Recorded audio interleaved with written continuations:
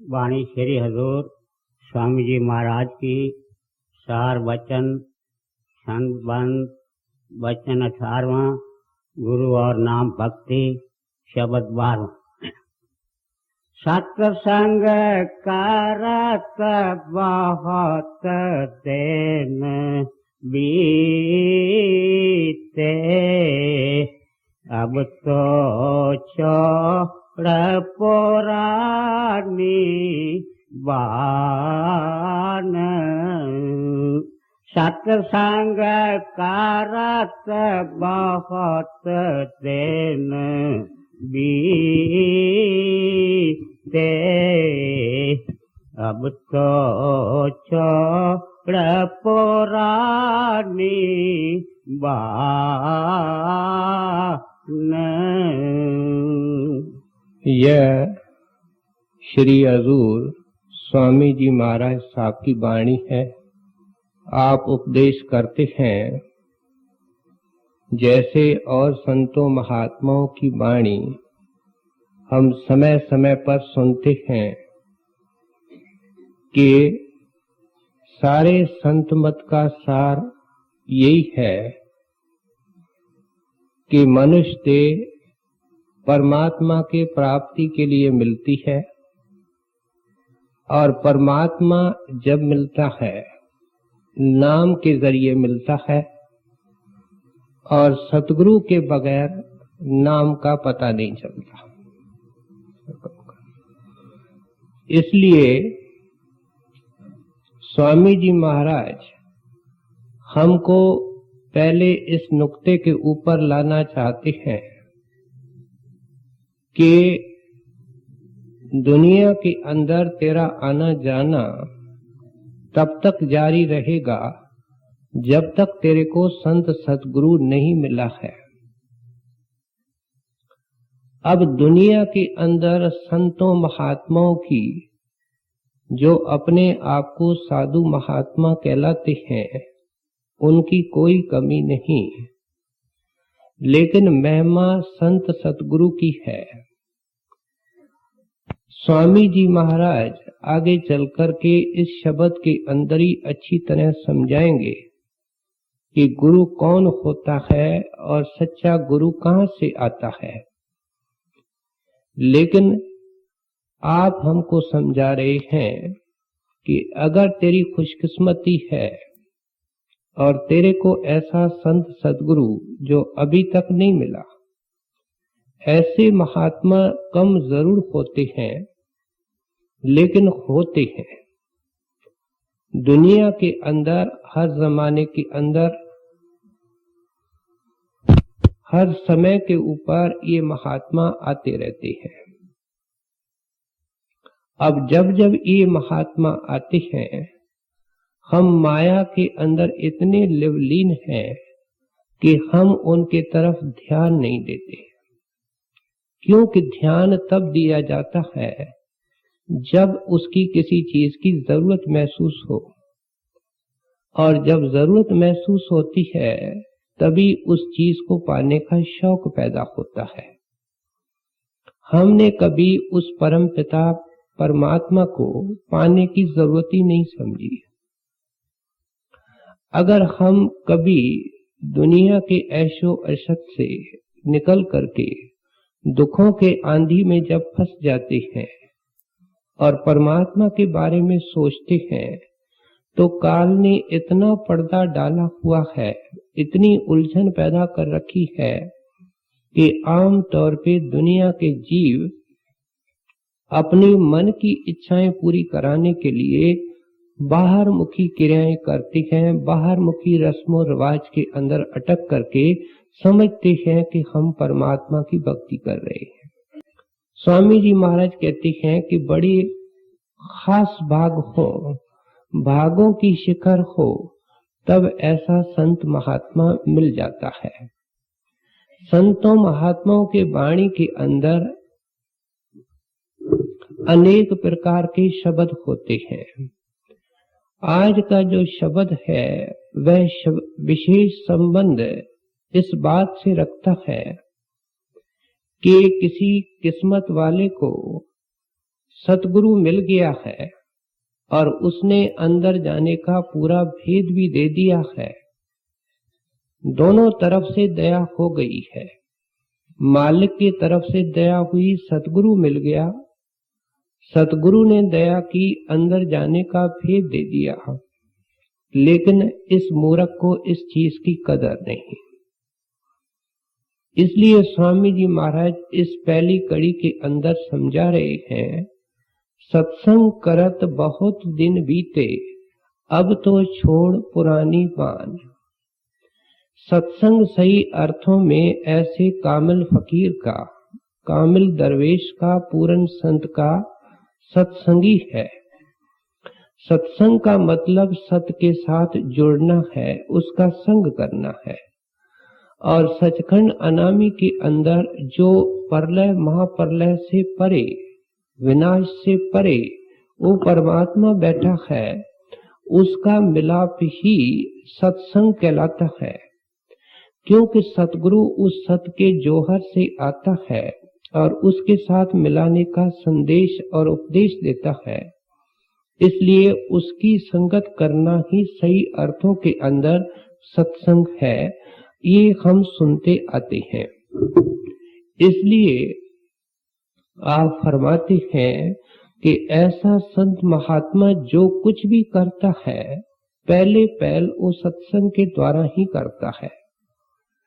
जिनके धुरमस्तक के अंदर परमात्मा ऊंचे में ऊंची वस्तु लिख देता है, और वो क्या है, अपने साथ मिला, उनको अपना रूप जो सतगुरु होता है, वक़्त का रूहानी रहबर होता है, उनके सत्संग के अंदर पहुंचा देता है। संतों महात्माओं के सत्संग के अंदर पहुंचना मानो मुक्ति के दरवाजे के ऊपर पहुंचना है। क्योंकि ये दरवाजा हमको हाथ नहीं आया, इसलिए परमात्मा का घर अभी तक हाथ नहीं आया। कहते हैं तेरे को दरवाजा भी मिल गया है, क्या संत महात्मा भी मिले हैं, उनका सत्संग भी मिला है, लेकिन उनके सत्संग का सही अर्थ नहीं समझता, सत्संग का पूरा लाभ उठाने की कोशिश नहीं करता। जब हम संतों महात्माओं के सत्संग में जाते हैं तो संत महात्मा बाहर की कोई करामत नहीं दिखाते, ये हम आए दिन संतों की वाणी से सुनते हैं। उनकी सबसे बड़ी करामत सत्संग के अंदर ही होती है। गुरु नानक देव जी जोगियों से या सिद्धों से बातचीत करते हुए कहते हैं, आप जो ये मदारी का खेल करते फिरते हो, करामतें दिखाते फिरते हो, आप चाहो तो अभी मैं आसमान को नीचे कर दूं और जमीन को ऊपर कर दूं, तुम्हारे सितारे और चांद और सूरज नीचे आ जाएंगे, ये धरती ऊपर चली जाएगी।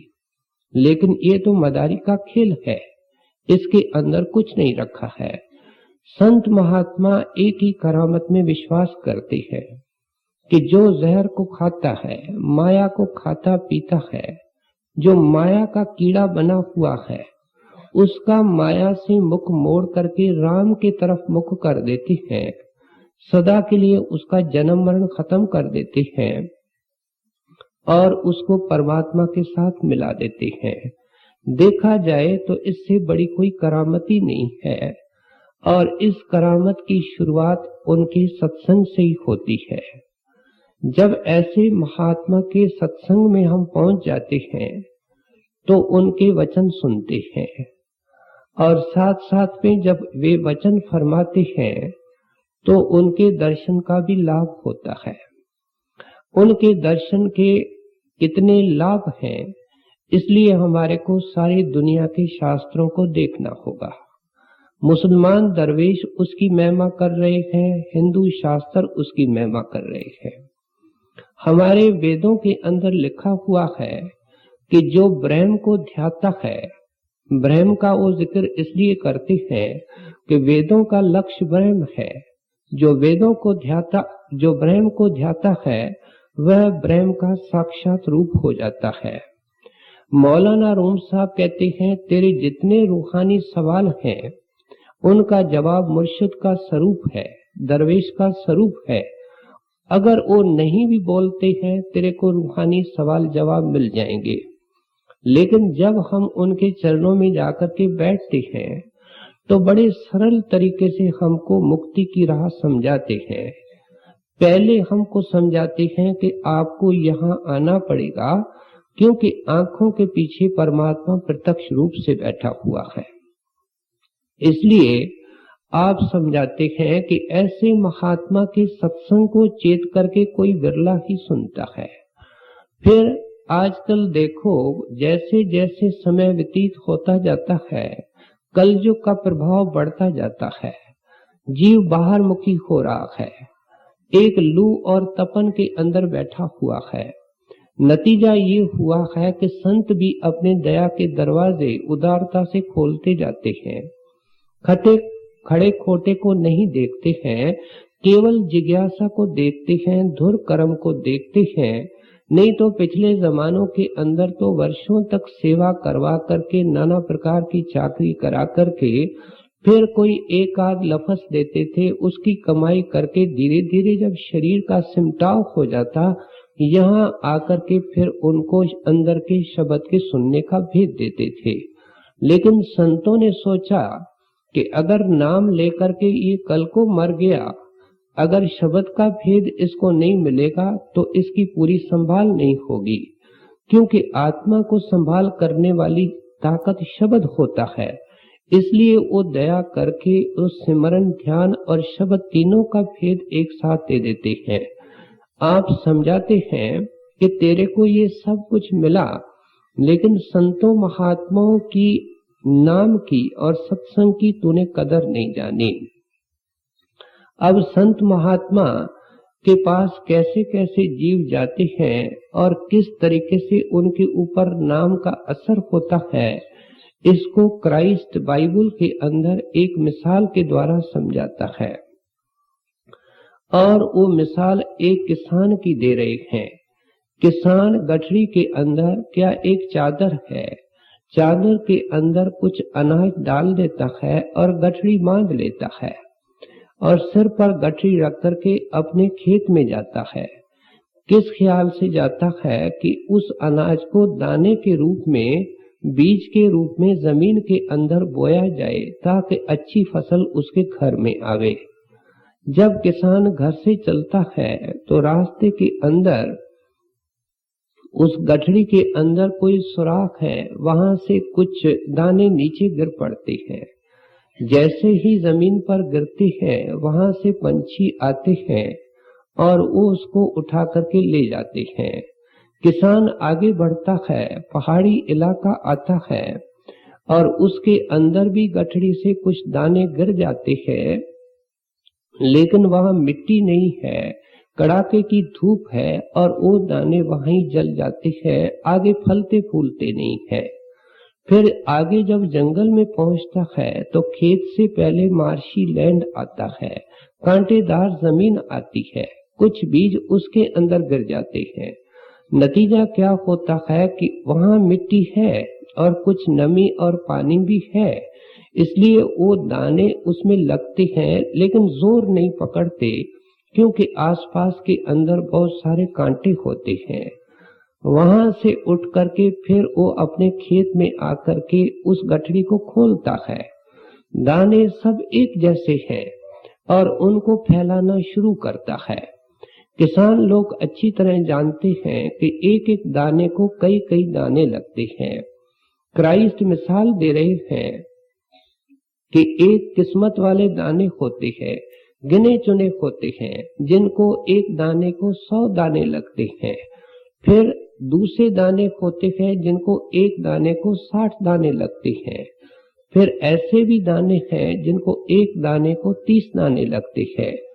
अब ये सारी मिसाल देकर के बाइबल के अंदर क्राइस्ट खुद अपने सेवकों का इसका गहराई और इसका अर्थ समझा रहे हैं। कहते हैं किसान कौन है? ये संत सतगुरु है। और बीज क्या है? वो नाम का बीज है और उस सब के लिए एक जैसा लेकर के निकलता है। लेकिन जो गिरते हैं और पंछी ले जाते हैं, वह ऐसा सत्संगी है जो सुनता है कि अजमेर में गुरुजी आ रहे हैं, नामदान होगा और वो अनाउंसमेंट सुन करके अंदर चला जाता है, उसको नाम मिल जाता है, लेकिन उसको कोई याद ही चीज नहीं रहती, न नाम याद रहता है, न सत्संग में आता है, और ऐसा लगता है जैसे उस बीज को पंछी ही कोई ले गया है। फिर इनसे थोड़े अच्छे कौन होते हैं? जो डेरे उनके पास चले जाते हैं। संतों के डेरे में जितने दिन रहते हैं खुश रहते हैं, श्रद्धा भाव से रहते हैं और नाम दान भी ले लेते हैं, लेकिन घर आकर के उनको कोई कुसंगत मिल जाती है, पुरानी सोबत मिल जाती है, उसके अधीन होकर के नाम को भूल जाते हैं, सत्संग को भूल जाते हैं। फिर वो दाने हैं जो कांटेदार जमीन के अंदर गिरते हैं। वे कौन से दाने हैं? ऐसे सत्संगी हैं जो कभी सत्संग में आ जाते हैं, कभी सत्संग में नहीं आते हैं, और जब सत्संग के अंदर आते भी हैं तो उनका चित्त और ख्याल सत्संग के अंदर नहीं होता है।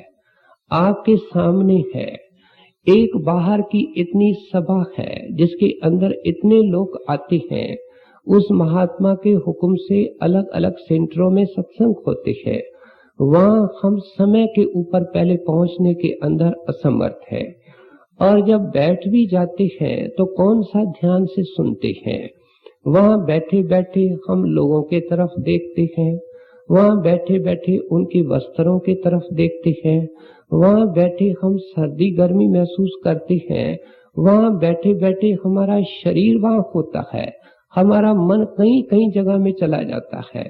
अब ये विचार की बात है कि जब सत्संग के अंदर नाना प्रकार के महात्माओं की वाणी ली जाती है, कई प्रकार के रोचक और शिक्षाप्रद बातें बताई जाती हैं, उसके बावजूद भी मन यहाँ से भाग जाता है। ऐसे वातावरण के अंदर भी मन एकाग्र नहीं होता है। तो जो नाम बहुत रूखा है, बार बार 5 नाम का सिमरन करना है और एक कोने के अंदर बैठना है, सर्दी गर्मी को बर्दाश्त करना है, ये काम ऐसे आदमियों से कैसे हो सकता है।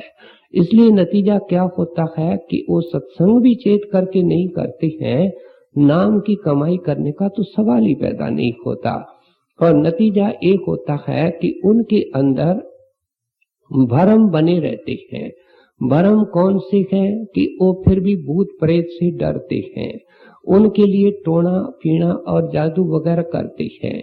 पंडितों के पास वे चक्कर लगाते हैं, टेवे और अपनी जन्म पत्रियां बताते हैं। अगर ये ख्याल आता है कि कोई बीमारी है, अमुक मंदिर में जाकर के बेटा रखो, वो उस काम के पीछे दौड़ने लगते हैं। मतलब क्या है कि वहां इतने कांटे उनके मन के अंदर हैं।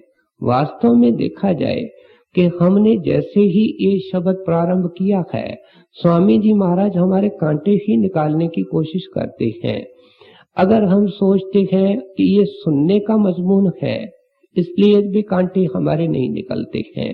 हम सुनते भी हैं लेकिन सोचते हैं कि ये सब सुनने की बातें हैं, और बार बार यही बातें बताई जाती हैं। घर में जब भी भूखा होता है जाता है तो यही रट लगाता है कि जल्दी से रोटी ले आओ।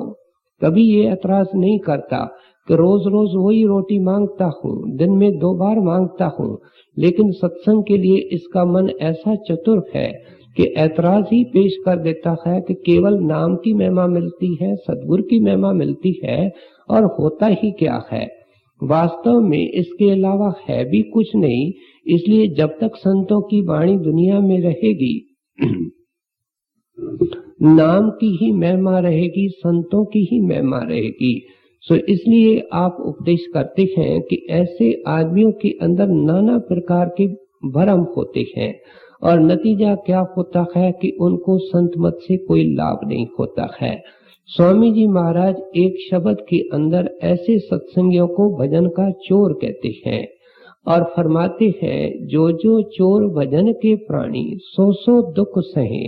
कहते हैं ऐसे सत्संगी भी संसार में बहुत दुखी होते हैं जैसे और संसार के लोग होते हैं। आलस नींद सतावे उनको, कहते हैं उनको आलस तंग करता है, नींद तंग करती है। जो आलस और नींद को खोने के लिए तैयार नहीं है वो भजन बंदगी तो कर ही नहीं सकता है। फिर आगे फरमाती है नित नित भरम बहे, उनके अंदर भरमों के कांटे होते हैं। एक कांटा निकलता है, दूसरा खड़ा हो जाता है। नित नित नए भरम उनके मन के अंदर पैदा होते हैं। उनके अधीन होकर के न वो चेत करके सत्संग करते हैं, न नाम की कमाई करते हैं। फिर क्राइस्ट समझाते हैं कि वो दाने हैं जो खेत के अंदर लगाए गए हैं। एक दाने को 100 दाने लगते हैं। इसका अर्थ ये है कि नाम की कमाई करके सारी मंजिलों को पार करके सचखंड पहुंच जावे। जिंदगी के अंदर संत सदगुरु जिसको अपना जानशीन बनाना चाहता है, अपना काम देना चाहता है, उसको सारी मंजिलें तय करवा देता है। उसके अलावा सत्संग के अंदर गुप्त संत भी होते हैं, कमाई वाले भी लोग होते हैं, जिनकी कुछ लोगों की ये अवस्था होती है। फिर 60 दाने जिसको लगते हैं वे कौन हैं? जो ऊपर के मंजिलों में जाते हैं, जिन्होंने दुनिया में वापस कभी नहीं आना। उनका काम इस जिंदगी के अंदर पूरा नहीं हुआ, लेकिन वो दुनिया में नहीं आएंगे। मरने के बाद ऊपर के मंडलों के अंदर बिठा करके बाकी जो मंजिलें बचती हैं उनको वहां अंदर से ऊपर से ही तय कराई जाती है। 30 दाने कौन है? ये वो सत्संगी हैं जो भी अंदर जाते हैं, लेकिन उनके अंदर कोई मन के अंदर मोटी दुनिया की इच्छा रह जाती है। नतीजा क्या होता है कि वो खींच करके उनको दुनिया के अंदर वापस ले आती है। और ऐसे लोग जब दोबारा नाम लेते हैं, संत के पास जाते हैं, हम देखते हैं कि उनकी सूरत बैठे बैठे लग जाती है, ध्यान बैठे बैठे लग जाता है, क्योंकि उन्होंने सब कुछ पिछले जन्म में किया है। केवल कोई मोटी कामना थी जिसके अधीन होकर के वे संसार में आ चुके हैं। सो इसलिए आप समझाते हैं कि ये तीनों प्रकार के सही सत्संगी हैं, जो सत्संग से लाभ उठाते हैं, और बाकी जो 3 प्रकार के सत्संगी हैं वो सत्संग से लाभ नहीं उठाते। इसलिए स्वामी जी महाराज हमारे को ठोकर मारते हुए कहते हैं कि तू 5 साल हो गए, 10 साल हो गए, 20 साल हो गए, 30 साल हो गए, कभी तुमने सत्संग से ही पूरा लाभ नहीं उठाया। अब तो तुम्हारी उम्र पता नहीं कितनी बाकी है। जिस तरीके से ये उम्र निकल गई, ये आयु निकल गई, बाकी भी निकल जाएगी। इसलिए कहते हैं अब तो छोड़ पुरानी बान।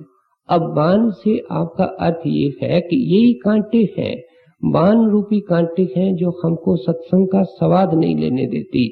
जब सत्संग का स्वाद ही नहीं आता है तो सेवा कैसे होगी, फिर भजन सिमरन कैसे होगा? एक कुदरती एक क्रम बना हुआ है। तो इसलिए आप समझाते हैं कि तुम पुरानी बान को नहीं छोड़ते हो। पुरानी बान के अंदर क्या क्या चीज आती है? हमारे पहले पुराने शौक हैं। ये क्या करता है कि सत्संग में आने के बाद भी इसकी ख्वाहिशें और इच्छाएं संसारी लोगों जैसी होती हैं। ये देखता है कि अमुक संसारी ऐसे तरीके से पैसे कमा करके अमीर हो गया, वो इतने ऊंचे सत्संग के असूलों को नहीं देखता है, उस तरीके से उसी धारा में बहना शुरू कर देता है। दुनियादारों को खाते पीते पहनते हुए ऐशो अशरत करते हुए इसके मन में इसका मन भी लुभा जाता है। ये भी उनके तरह फिर ऐप पाप करने, दौलत कमाने के अंदर लग जाता है। सो इसलिए कहते हैं पुरानी बान का एक तो ये अर्थ है कि अब इच्छा एक ही होनी चाहिए कि अपनी रोजी रोटी कमानी है। 2 रोटी कमा करके सिर के ऊपर सहारा लेकर के किसी छत का और दिन और रात करके नाम की कमाई करनी है। कहते हैं जब तक तुम्हारा एक ख्याल नहीं बनेगा, नाम की कमाई बनने का सवाल ही नहीं पैदा होता है। तो दुनियादारों के तरह खाने पीने, पहनने, सैर तमाशे और दुनिया के पदार्थों का आशिक बना हुआ है, दुनिया के विषय विकार और भोग विलास का कीड़ा हुआ है, तेरे ऊपर नाम का कैसे असर होगा? फिर पुरानी बान के अंदर जैसे मैंने अर्ज किया, ये कहता है कि हमारे बुजुर्ग इस चीज को मानते थे इसलिए हम इसको मानते हैं। जिस वक्त हवाई जहाज में चढ़ता है उस वक्त ये एतराज नहीं करता कि मेरा बुजुर्ग बैलगाड़ी में चढ़ता था और मेरे को भी बैलगाड़ी में चलना चाहिए। उस वक्त तो हवाई जहाज में दौड़ता है। लेकिन इसको जब कोई कहता है कि नाम की कमाई करो, ये करो, तो कहता है हमारे पिता पुरखी जो थे, बुजुर्ग जो थे, ये जो कर्म कांड के अंदर लगे होते थे, कर्म कांड क्या है? ये केवल संसार के अंदर जिंदगी व्यतीत करने का हमारे धर्म का एक पक्ष है, एक सोसाइटी के अंदर जिंदगी निकालने का एक तरीका है। लेकिन इससे ऊपर तरीकत है। तरीकत क्या है? संतों से तरीका लेना है नाम की कमाई का, और उसके ऊपर मार्फत और हकीकत है। मार्फत क्या है? ऊपर के मंडलों में जाना है, जिसको 30 और 60 दाने लगते हैं, और हकीकत क्या है? जिसको 100 दाने लगते हैं, जो परमात्मा से अभेद हो जाता है। सो इसलिए कहती है तू तो शरीयत को अभी पकड़ के बैठा है, कर्म कांड को पकड़ के बैठा है, जबकि तेरे को तरीका भी मिल चुका है, अंदर जाने का भेद भी मिल चुका है। सो इसलिए कहती है कि ये पुरानी मान्यताएं हैं, पुरानी रूढ़ियां हैं, पुराने बंधन हैं, जिसके अंदर लोक लाज का एक बंधन है, और फिर पुराने पुराने ईंट पत्थर को, पानी को, पूजा का एक पुरानी बांध है। कहते हैं इनके अंदर ही तू बंधा रहता है, इसलिए आप हमारा शौक बढ़ाना चाहते हैं। कहते हैं अब तो छोड़ पुरानी बांध, कितनी देर तक इसको पकड़ के रखोगे? जब तुम्हारे लिए रास्ता निश्चित हो चुका है कि तुम घर को जाओगे, फिर इस बांध को क्यों पकड़ के बैठे हो? आप देखो, जब ये तय है कि हमको विद्वान बनना है, तो जितनी सुस्ती करेंगे उतना अपना मार्ग लंबा करेंगे। थोड़ी थोड़ी पढ़ाई शुरू करेंगे तो शायद उम्मीद बन जाती है कि किसी वक्त ये विद्वान बन जाएगा। एक छोटा सबक सिमरन का गुरु देता है, उसकी कभी मश्क ये पकाता नहीं, उसका अभ्यास नहीं करता, और जहां इसके अभ्यास का शौक पैदा होता है उस सत्संग में पहुंच नहीं पाता, और पहुंचता है तो ध्यान देकर के सुनता नहीं है। अगर सुनता है तो सोचता है ये करने के लिए नहीं है, ये सुनने के लिए सिर्फ है। तो इसलिए आप उपदेश करते हैं, इसलिए तेरे ऊपर असर नहीं हो रहा है। सो आपने हमको एक ठोकर मार करके, झकोड़ा दे करके जगाने की कोशिश की है कि अपने पूंजी की तरफ जागने की कोशिश कर, अपने दौलत की तरफ जागने की कोशिश कर। तेरे को कितना ऊंचा पदार्थ मिला है, तुमको सत्संग भी मिल गया, तेरे को गुरु भी मिल गया, तेरे को नाम भी मिल गया। अब बाकी अगर कमी कसर है तो चेत करके सत्संग करने की है। देखो, पहले कड़ी के अंदर नाम की कमाई का जिक्र नहीं कर रहे हैं, चेत करके सत्संग का जिक्र कर रहे हैं। क्यों? सत्संग के अंदर से हम क्या पिकअप करते हैं, क्या उसका सार और निचोड़ है? यही है कि मन को निर्मल करना है, निर्मल करने के साथ संगत की सेवा करनी है, और ये जो सूरज शब्द की कमाई है, ये भी सूरज शब्द की सेवा ही कहलाती है, और ये सब मिलकर के खुर भक्ति कहलाती है। और जैसे हमने सुना, आज का शब्द गुरभक्ति शीर्षक के अंदर आता है। गुरभक्ति क्या है? कि आपने शरीर के ख्याल को समेट करके यहाँ लाना और गुरु को प्रकट करना, ये गुरभक्ति का कोर्स है, जैसे BA MA का कोर्स होता है। सो सारे शरीर के 9 द्वारों को तय करके यहाँ पहुंचना, ये गुरभक्ति का कोर्स पूरा करना है। कहते हैं इसकी शुरुआत सत्संग से होती है, और सत्संग का लाभ तब होता है जब संतों महात्माओं का सत्संग किया जाए। आगे पीछे जब मौका मिले तो जहां उनके हुक्म से 4 उनके प्यारे इकट्ठे होते हैं, उस सत्संग का लाभ उठाया जाए। लेकिन तू चेत करके उसका लाभ नहीं उठाता है, इसलिए तेरी शिकायत बनी रहती है कि मेरा मन नहीं लगता। एक सत्संग के अंदर बड़े हजूर महाराज ने घंटा 1.5 घंटा सत्संग किया। एक सत्संगी खड़ा होकर के कहता है, हजूर मन नहीं लगता। महाराज जरा ना खुश होकर के कहने लगे कि ये जो सत्संग हुआ, ये किस मर्ज की दवा है? क्या मैं फारिग हूँ, मेरे को कोई काम नहीं है कि मैं 1.5 घंटा लगा करके सत्संग करता हूँ? कोई ऐसा सत्संग भी है, कोई ऐसा संतों के वाणी का शब्द भी है जिसके अंदर ये नहीं पता लगता कि मन को कैसे काबू किया जाए, मन को कैसे लगाया जाए? तो आगे बहाना बना करके वह सत्संगी कहता है कि महाराज मैं बहुत कोशिश करता हूँ लगाने की, लेकिन लगा नहीं पाता हूँ। महाराज जी कहते हैं कोशिश कोई और चीज होती है, लगाना कोई और चीज होता है, इसलिए आपको फकीरों के, दरवेशों के इतिहास पढ़ना होगा। बीबी रावा बसरी के पास एक आदमी गया। क्या देखता है कि उसके लिए सराहना एक आधी ईंट है जो पूरी साबित नहीं है, टूटी हुई है। सोने के लिए एक चटाई है जो फटी हुई है, पानी पीने के लिए सुराही है जिसके ऊपर वाला हिस्सा नहीं है। आप उनकी हालत देखते हैं और कहते हैं कि हमारे कितने गुरु भाई अमीर अमीर हैं। बीवी जी, इतना तो होना चाहिए कि आपके मामूली जरूरतें पूरी हो जाएं। तो राबा उनको क्या जवाब देती है कि ऐ प्यारा, मेरा खुदा और मेरा मुर्शिद भी वही है जो किसी अमीर सत्संगी का खुदा और मुर्शिद है।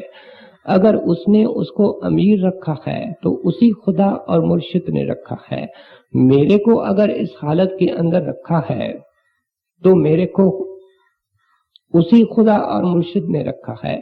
क्या मुर्शिद भी कभी गलती करता है? खुदा भी कभी गलती करता है?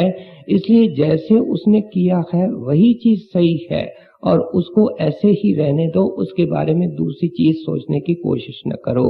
तो इसलिए आप उपदेश करते हैं, ये सत्संग का असर है और ऐसे असर लेकर के ही नाम की कमाई होती है। सो आप हमको प्रेरित कर रहे हैं कि जितना हो सके, जिंदगी का कोई पता नहीं है कि ये किस वक्त सूर्य अस्त हो जाए। फिर 4 आदमी आते हैं और उठाने की फिक्र पड़ती है। उससे पहले जितना हो सकता है चेत करके सत्संग कर, और सत्संग से यही निकलता है कि अपने रहनी को ऊंचा करो, अपने करनी को ऊंचा करो और इतनी ऊंची करनी करो कि नाम अंदर में प्रकट हो जाए। सत्संग करत बहुत तेन बीते,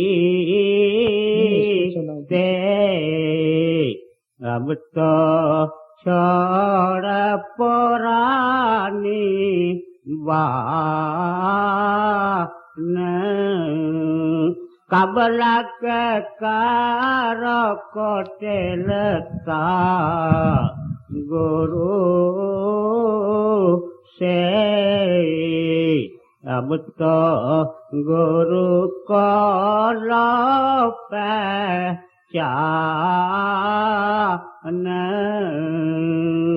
अब कहते हैं कि ऐ सत्संगी, ऐ गुरु का प्यारा, गुरु तो तुमको बहुत प्यार करता है।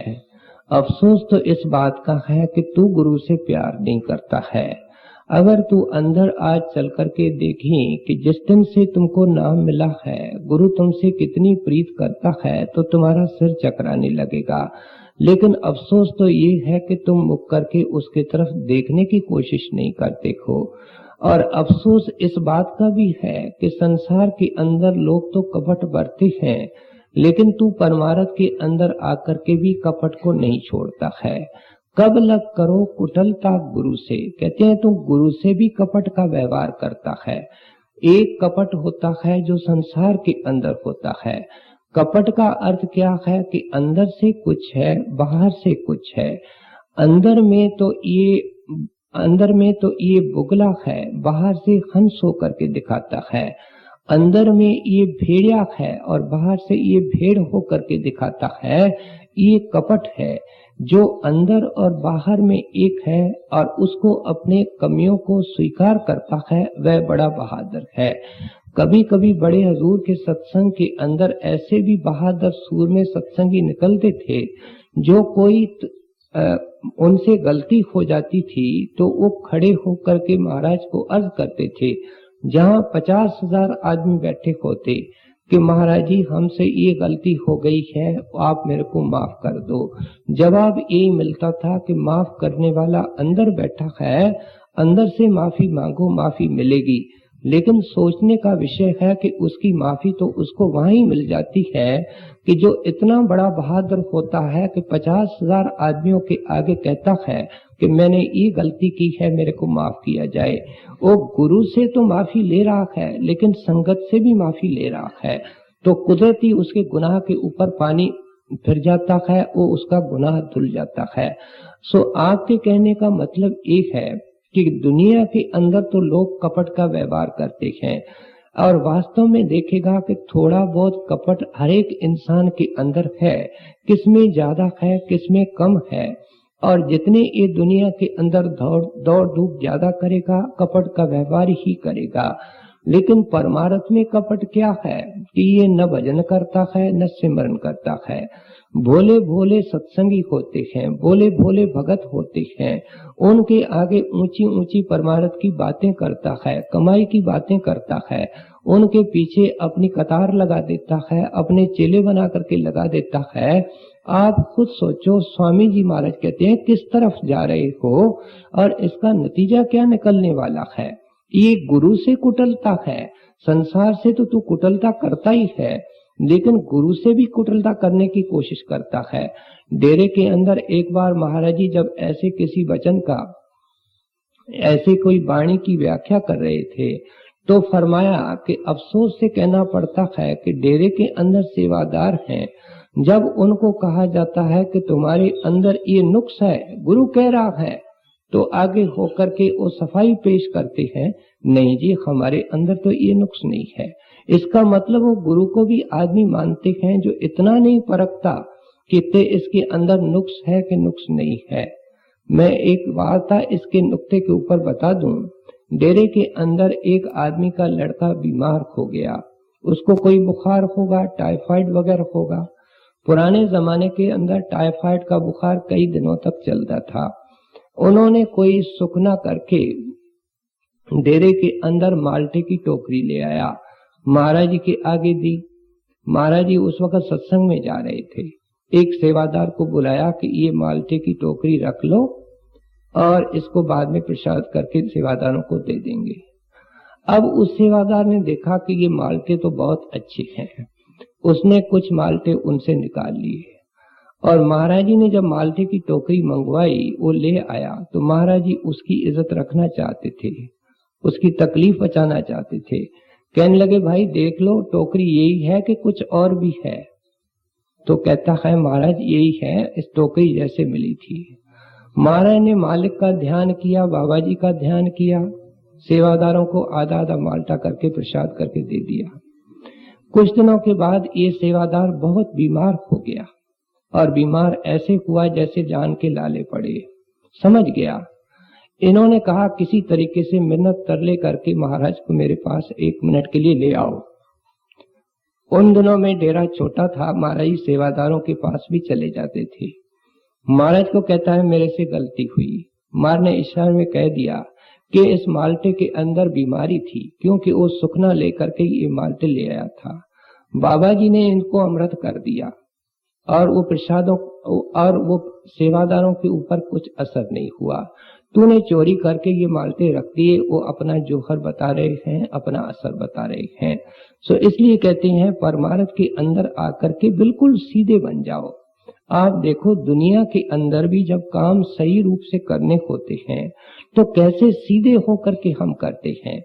जैसे बंदूक का निशान लगाना होता है तो बंदूक के आंख के सामने हम जब बंदूक लाते हैं, बंदूक के ऊपर एक लोहे की डंडी होती है, मक्खी जैसी छोटी होती है, उसका आंख से मिलाप करना पड़ता है और फिर दोनों का मिलाप एक लाइन के अंदर उस निशान से करना पड़ता है जहां उस गोली को लगाना है। जब तीनों एक लाइन के अंदर होते हैं फिर क्या होता है कि वो जाकर के गोली एकदम उस निशान को लगती है, वरना 100 गोली भी मारो तो वो उस निशान को नहीं लगती है। हमने कितने सिमरन किए हैं, कितने ध्यान किए हैं, ये यहाँ करना क्या है, ये गोली मारने का ही काम है, एकाग्रता का काम है। लेकिन हमारा गोली कभी इधर जाती है, कभी इधर जाती है, कभी घर में है, कभी दुकान में है। तो इसलिए आप समझाते हैं दुनिया के अंदर देखो कैसे एकाग्रता से काम होते हैं। तीर के अंदर अगर जरा भी टेढ़ापन हो, कितना भी अच्छा तीरंदाज हो, उसका तीर कभी निशाने को नहीं लगेगा। तीर सीधा हो और फिर उसकी नजर भी सीधी हो, दृष्टि भी उस ऑब्जेक्ट के ऊपर जमी हो, फिर जाकर के पहला तीर ही उस निशाने को ठोकर मारता है। यहाँ तक जो अच्छे अच्छे फोटोग्राफर होते हैं वो इतने काम के मतलब निष्ठावान होते हैं जो कहते हैं हमारा एक फोटो भी आउट ऑफ फोकस नहीं जाना चाहिए। इसलिए जब भी वो तस्वीर खींचते हैं तो ऑब्जेक्ट के ऊपर कैमरा को अच्छी तरह जमा लेते हैं, अपने आंख को कंसंट्रेट कर लेते हैं, यहाँ तक कि अपने श्वासों का लेना भी रोक लेते हैं, क्योंकि इससे भी खतरा बना रहता है कि फोटो आउट ऑफ फोकस हो जाए। कहते हैं दुनिया के अंदर देखो बेटा किस तरीके से सीधे होकर के काम होते हैं, और तू गुरु के मार्ग के अंदर आकर के भी कुटिलता का व्यवहार नहीं छोड़ता। क्या मतलब है? अपने अवगुणों को स्वीकार करो। जिस वक्त ये अवगुणों को स्वीकार करता है, घर वाले सबको बता देता है, तो इसके अंदर जितना कूड़ा दबा हुआ है, जिसको दिन रात ये दबाने की कोशिश कर रहा है, उसको एक बार उखाड़ करके फेंक देता है। कांटों की झाड़ी को अगर आप कांटा एक एक करके निकालो, वो आपको दुख देती रहती है, लेकिन हिम्मत करके उसको जड़ से निकाल करके फेंक दो, वो आपको तकलीफ देना ही बंद कर देती है। कितना अच्छा होवे कि एक झूठ को छिपाने के लिए हम 100 झूठ बोलते हैं, और उस एक झूठ के बारे में कहा जाए कि मैंने झूठ बोला था। नतीजा क्या होगा कि हमारे को कोई और झूठ बोलने नहीं पड़ेंगे, कुटिलता का व्यवहार नहीं करना पड़ेगा। सो इसलिए स्वामी जी महाराज कहते हैं मैं सिलसिलेवार और तरीके से तेरे को समझाऊं कि तेरे ऊपर सत्संग का असर क्यों नहीं हो रहा है। कब लग कर कोटिल का गुरु से, अब तो गुरु को लो पहचान, गुरु का तुम मनुष्य मत जानो, वे हैं सात पुरुष की जान। अब ये जो एक लाइन है, एक कड़ी है, इसके ऊपर कोई हजारों में एक सत्संगी है, लाखों में एक है जो चलता है। ये कहता है दुख आ गया है, मेरे को महाराज जी से मुलाकात चाहिए। आप समझाते हैं किससे, किसके साथ तुमको मुलाकात चाहिए? जो तुम्हारे साथ मुलाकात करने की इंतजार कर रहा है और 24 घंटे तेरी हर बात को देखता है, तुम्हारे हर ख्याल को जानता है। क्या चिट्ठी लिख रहे हो, किसको चिट्ठी लिख रहे हो, उसका ध्यान करो, उसका सिमरन करो, वो तुम्हारी हर मुनासिब संभाल कर रहा है। कहते हैं इस नुक्ते के ऊपर कौन आता है, उसको तो इंसान समझ करके उसके आगे आगे जाने की कोशिश करता है। जोर जोर से राधा स्वामी करता है कि सोचता है कि ऐसे करने से शायद कुछ मिल जाएगा। तो हजारों लाखों जो पीछे बैठते हैं वो क्या खाली रह जाएंगे? उनको कुछ नहीं मिलेगा। वो इंसान है, अगर आगे बैठे वालों को दे सकता है तो पीछे बैठे वालों को नहीं दे सकता। कहते हैं ये सब सोचने के तेरे गलत तरीके हैं। गुरु को मानिक मत जानो, वे हैं सत्पुरुष की जान।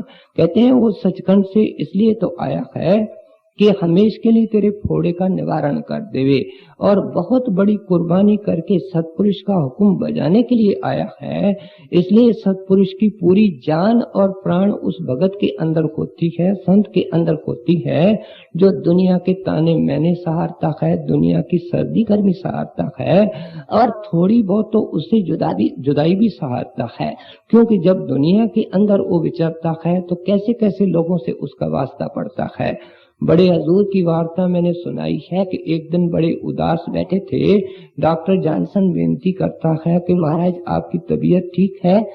तो कहते हैं डॉक्टर साहब तबीयत तो ठीक है, लेकिन ऐसी ये लू भरी जगह है, ये ऐसी आंसू की जगह है कि अगर दिल करता है कि 1 मिनट भी यहाँ नहीं ठहरा जाए, लेकिन बाबा जी के हुक्म और सत्पुरुष के हुक्म से ही ठहरना पड़ता है, अपनी जिम्मेवारी को निभाना पड़ता है। उदासी इस बात की होती है कि वापस अपने घर में जाकर के विश्राम करें। सो इसलिए आप समझाते हैं कि गुरु को अवल ये ऐसी लेवल पे समझता कौन है। जुबान से कह देना, सत्संग में सुन लेना, संतों की वाणी सुन लेना, ये कोई और चीज है, और मन का मानना कोई और चीज है। मुसलमानों के अंदर एक दरवेश हुआ है, उसका नाम शेख शिबली था। उसके पास 2 आदमी नाम लेने के लिए आए। जैसे मैं अर्ज करता हूँ, मुसलमान दरवेश इसको बैयत कहते हैं, अंग्रेजी में हम इसको इनिशिएशन कहते हैं, नामदान कहते हैं। 2 आदमी आए, उन्होंने देखा एक अधिकारी है, दूसरा अधिकारी नहीं है, क्योंकि वो इंसान तो होते ही नहीं है। उन्होंने कहा अलग अलग होकर के आओ। पहले एक आया, आकर के बैठा, कहता है बोल भाई, कहता है बैयत करो, नामदान दो। तो उन्होंने कहा, पढ़ो कलमा। शेख साहब ने कहा, शिबली साहब ने कहा, पढ़ो कलमा। तो कहते हैं महाराज हजरत आप ही पढ़ाओ। कहता है अच्छा पढ़ो। ला अल्लाह इल्लल्लाह शिबली रसूल अल्लाह।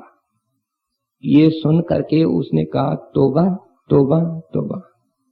तो शेख शिबली ने भी कहा तोबा तोबा तोबा। उसने कहा हजरत आपने तोबा क्यों की? कहते हैं पहले तू बता तूने तोबा क्यों की?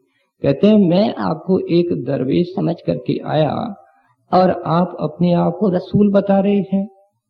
तो शेख शिबली साहब कहने लगे मैं इतना ऊंचा नाम ऐसे गंदे हृदय के अंदर रखने लगा था, बच गया, इसलिए मैं तोबा तोबा की है।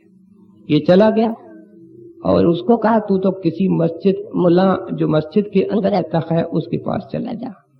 फिर दूसरा आया, कहते हैं वो भी आकर के बैठा, बोल भाई, कहते हैं बैयत करो, नाम दान दो। उसने कहा कि कलमा पढ़ो। कहते हैं हजरत पढ़वाओ। वही कलमा उससे पढ़वाया, ला इलाहा इल्लल्लाह शबली रसूल अल्लाह। तो कहते हैं महाराज हजरत मैं जाता हूँ। कहते हैं क्यों भाई?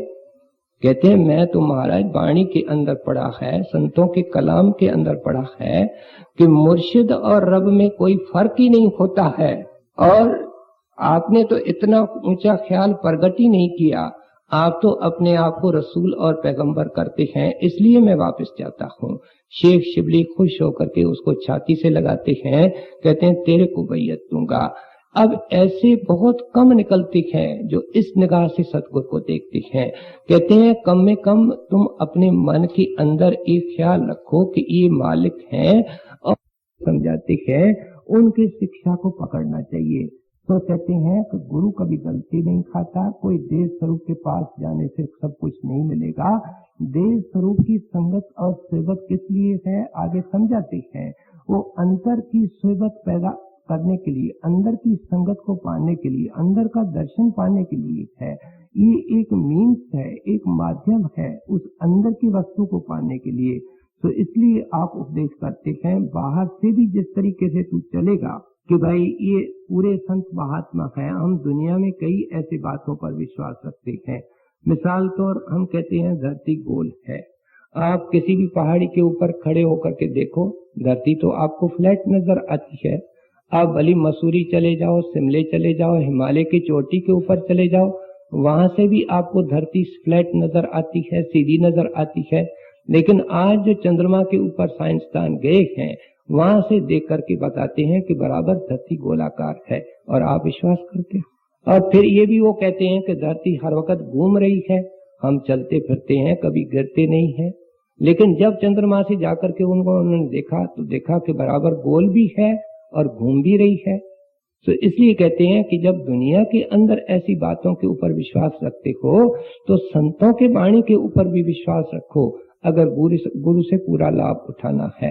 गुरु का तुम मानुष मत जानो, वे हैं सात पराशक्ति जान, जैसे तैसे मन सम जा कर परती करो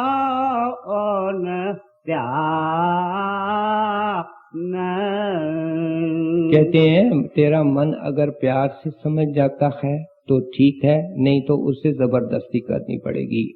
इसलिए आप उपदेश करते हैं जैसे तैसे मन समझाओ। अगर प्यार से समझ जाता है बहुत ही अच्छा है, लेकिन जिस फकीर ने भी मन को समझाया है जबरदस्ती ही समझाया है। जबरदस्ती समझाने का मतलब क्या है कि इसे जबरदस्ती नाम की कमाई करानी है। मन कभी नाम की कमाई करना पसंद नहीं करता। इसको घेर घूर करके किस तरीके से इस नुक्ते के ऊपर लाओ और ये अंदर में गुरु का दर्शन कर लेगा, गुरु की पोजीशन देख लेगा, फिर कहते हैं तेरा दोस्त बन जाएगा, इसकी दुश्मनी दोस्ती के अंदर तब्दील हो जाएगी। सो इसलिए कहते हैं जैसे तैसे मन समझाओ, थर परती थरो उन ध्यान। जिस वक्त तू उनका दर्शन करने जाता है उस वक्त भी तेरे आंख के अंदर अनेकों शक्लें होती हैं। कहते हैं चेत करके दर्शन करके आओ, प्यार से दर्शन करके आओ, क्योंकि संत मत के अंदर ये ऐसा उदासियों का मार्ग नहीं है जिसमें गृहस्थ को छुड़ाया जाता है।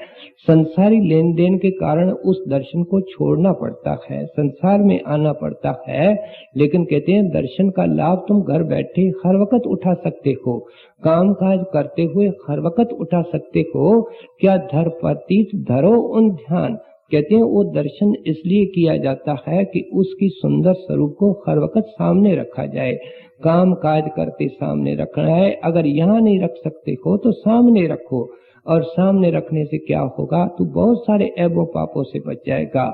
ये तो देखता है, देखो देखी सत्संग में जाना है और देखो देखी दर्शन करना है, फिर न इसको दर्शन याद है न सत्संग याद है, ये दुनिया के माया के चक्कर के अंदर ही घूमता रहता है। स्वामी जी महाराज हमको जो पूंजी मिली है, जिस पूंजी की चाबी मिली है, वो पूरी पूंजी का हमको लाभ देना चाहते हैं, नाम का पूरा फायदा देना चाहते हैं, इसलिए हर एक कड़ी के अंदर हमारे भरमों का निवारण करते जाते हैं।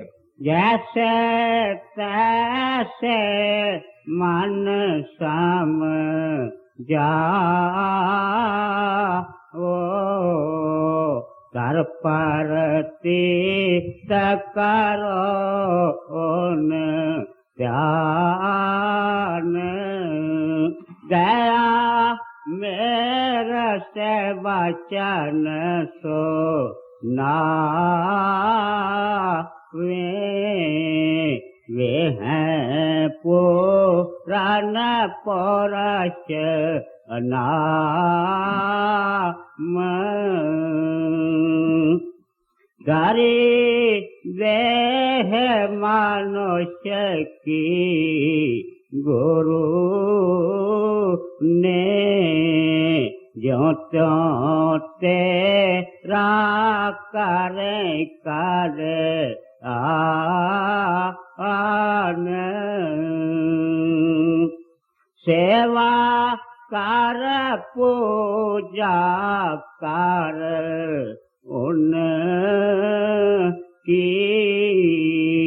उन्हीं को गुरु नानक जान, वही कबीर वही सत नाम, सब संतन को वही पहचान, तेरा काज उन्हीं से होगा, मत भटके तो ताज अभी मान। अब हमको एक और नुक्ते के ऊपर रोशनी डाल रहे हैं। वो क्या है कि बहुत सारे लोग हैं जो गुजरे हुए महात्मा की टेक लेते हैं, उनके अंदर आस्था रखते हैं। वास्तव में देखा जाए कि जिस महात्मा का जिक्र हम पिछले महात्मा करते हैं, उसके लिए हमको पूरा आदर है, बड़ा सम्मान है। किसी भी महात्मा का, आप गुरु नानक देव जी का इशारा कर रहे हैं, कबीर साहब का इशारा कर रहे हैं, जिस जगह के ऊपर 5 मिनट भी बैठ गए हैं उसके ऊपर मेले लगते हैं, उस जगह को हम बार बार नमस्कार करते हैं। लेकिन आखिर में क्या कहते हैं, तेरा कार्य उन्हीं से होगा। कहते हैं जो वक्त का संत सदगुरु है, तेरा काम तो उससे बेटा हो सकता है। हजूर महाराज जी इसके ऊपर कई मिसालें दिया करते थे कि अगर आप अपने केस का फैसला विक्रम माजिद से करवाना चाहते हो तो कैसे करवा सकते हो। आपको किसी मैजिस्ट्रेट के पास जाना पड़ेगा जो इस वक्त कचहरी के अंदर बैठा है। आपको अगर आपके बेटे का इलाज कराना है तो लुकमान हकीम को नहीं बुला सकते हो, उसके लिए तो किसी अस्पताल में मौजूद डॉक्टर के पास जाना पड़ेगा। अगर आपको कवायद सीखनी है, अगर आपको कोई ड्रिल सीखना है तो किसी कमांडर का बुत लगा करके मैदान जंग के अंदर आप अपनी ड्रिल नहीं सीख सकते हो, अपने लड़ाई का फन नहीं सीख सकते हो जब तक तुमको कोई जिंदा कमांडर नहीं मिलेगा। नाना प्रकार की मिसालें देकर के समझाया करते थे कि ये जो हम अरदासें करते हैं, पुकारें करते हैं, परमात्मा को याद करते हैं, पुराने महात्माओं को याद करते हैं, वो सारा नूर और जोहर आकर के उस महात्मा के अंदर केंद्रित होता है जो वक़्त का सतगुरु होता है, वक़्त का महात्मा होता है। इस नुक्ते को और साफ करने के लिए मैं एक वार्ता अर्ज कर दूं। एक मुसलमान कोई था, वो खुदा परस्त आदमी था, लेकिन उसकी औरत का ख्याल कुछ ऐसा उल्टा था जो उसको घर में आने से नफरत हो गई। अब नतीजा क्या हुआ कि मियाँ बीवी के अंदर थोड़ा मतभेद होने लगा। उसके कोई वाकिफकार थे उस औरत के, उन्होंने उनके द्वारा उसको पकड़वा लिया। कोई उसके ऊपर झूठा आरोप लगा दिया, कोई चार्ज लगा दी, और नतीजा ये हुआ कि उसको जेल की सजा हो गई। वो कैद खाने के अंदर, कोठरी के अंदर मुसलमान दरवेश बैठ कर के रोता है, जिज्ञासु बैठ कर के रोता है कि ऐ खुदा, मैंने तो तेरे बंदगी के खातिर ये सब कुछ किया और इनाम मेरे को ये मिला है कि मैं जेल के कोठरी के अंदर बैठा हूँ और लुच्चे बदमाश बाहर सैर तमाशे कर रहे हैं। ऐसे करते करते ये बहुत ही निराश हो जाता था। एक दिन तो इतने जोर से इसने रोया कि ऐ खुदा, अगर तू दुनिया के अंदर है या खंडों ब्रह्मांडों के ऊपर है तो मेरी मदद आज अगर नहीं करेगा तो मैं कहूँगा संसार के अंदर कोई खुदा ही नहीं है। इतना कहना था तो एक प्यारी शक्ल इनके सामने आ जाती है। वह कहती है, बेटा, खुदा दुनिया में रहा है, दुनिया में है, और जब तक दुनिया रहेगी खुदा दुनिया के अंदर रहेगा। तू जो चाहता है तेरी सब मनोकामनाएं पूरी होगी। लेकिन वो आगे होकर के उसका नूर और जलाल देख करके कहता है कि मुर्शिद, आपको कहाँ मिलूं? तो महाराज ने इशारा किया कि हमको जहलम में मिलना। अब क्या उठता है, देखता है कि उसके कोठरी का दरवाजा खुला है। आगे बढ़ता है तो मेन दरवाजा खुला है। आगे जाता है तो जेल का पूरा फाटक खुला हुआ है। निकल करके आकर के कोई धंधा करता है, नौकरी करता है, सब्जी बेचने का काम करता है, और जहलम में जाकर के ही इसने ये तरकारी सब्जी का काम किया। एक दिन महाराज जी का जहलम का दौरा बना और महाराज की गाड़ी इसके दुकान के पास में से निकली। इसकी निगाह महाराज के ऊपर पड़ी, ये पहचान गया। तराजू वहां छोड़ी, सब्जी वहां छोड़ी, कार के पीछे पीछे दौड़ा। और उस दिन महाराज ने जहलम के अंदर नामदान देना था। नामदान की छटनी हो गई थी, दरवाजे बंद हो चुके थे, और ये दौड़ता दौड़ता, क्योंकि महाराज जी तो कार में गए और ये बेचारा पैदल था, वहां जब पहुंचा तो सेवादारों को कहता है, दरवाजा खोलो, मुर्शिद से बात कराओ। वो कहते हैं, भाई सब कुछ हो गया। कहते हैं, ठीक है, तुम कहो तो सही, अंदर जाकर के संदेश तो दो। जब अंदर उनको बुलाया गया, कहते हैं, मुर्शिद आपने ही वायदा किया है। कहते हैं, भाई मेरे को कोई पता नहीं है, और जो तू कहता है तेरा पता तेरे को। तो कहता है कि देखो दयालु, आप कृपा करके अब छुपने की कोशिश न करो, और आपने जब मेरे से बैयत का वायदा किया है, मेरे को बैयत दो। महाराज ने उसका प्रेम दे करके उसको नाम दे दिया। जैसे दुनिया के अंदर एक आदमी रिटायर हो चुका है, उसको पता नहीं है कि इस वक्त कमिश्नर कौन है। वो किसी पुराने कमिश्नर के नाम पर अर्जी भेज देता है, प्रार्थना पत्र भेज देता है, और उसको खोलता कौन है? वक़्त का कमिश्नर खोलता है। और मन में क्या सोचता है, ये बेचारा रिटायर कर चुका है, इसको पता नहीं है कि इस वक्त कमिश्नर कौन है, और उसका जितना दुख तकलीफ है उसका इलाज करने की वही कोशिश करता है, दूर करने की कोशिश करता है। सो हम जितनी भी अरदासें पुकारें करते हैं, आकाशों के ऊपर करें, मंदिरों के अंदर करें, वो जाति तो उसके पास है जिसके अंदर रूहानी चाबी या खजाना इस वक्त होता है। सो इसलिए कहते हैं, पुराने महात्माओं की आस्था लेने से बेटा तेरा जिंदगी का काम नहीं होगा। वो बड़े महान थे, जो उनके पास गए उनका वो काम करके गए। काम तो इतना उनका किया कि उनको अपना रूप बना दिया। खुद वो मालिक के रूप थे, उनको मालिक का रूप बना दिया। तेरे को अगर ऐसा काम करना है तो फिर वक़्त के संत सतगुरु के शरण में जाकर के चेत करके सत्संग करना होगा, पुरानी बान को छोड़ना होगा और नाम की कमाई करना होगा। सो स्वामी जी महाराज ने आज के शब्द में अच्छी तरह हमारे सवाल का और शंका का जवाब दे दिया कि हम सत्संग में भी जाते हैं, नियम से सत्संग भी करते हैं, लेकिन हमारे अंदर खुशी नहीं है, हमारे अंदर शांति नहीं है। हम भी संसारियों की तरह आशा और तृष्णा की आग के अंदर जलते रहते हैं। हजरत महाराज ये इसका कारण क्या है? तो स्वामी जी महाराज ने अच्छी तरह खोल करके हमारे दिल का हाल हमारे सामने रखा है कि इस तरीके से अपने जीवन को पलटने से ही तू ऊंचा उठ सकता है। राधा स्वामी कहे बुझाए ऐसे जीव कोई है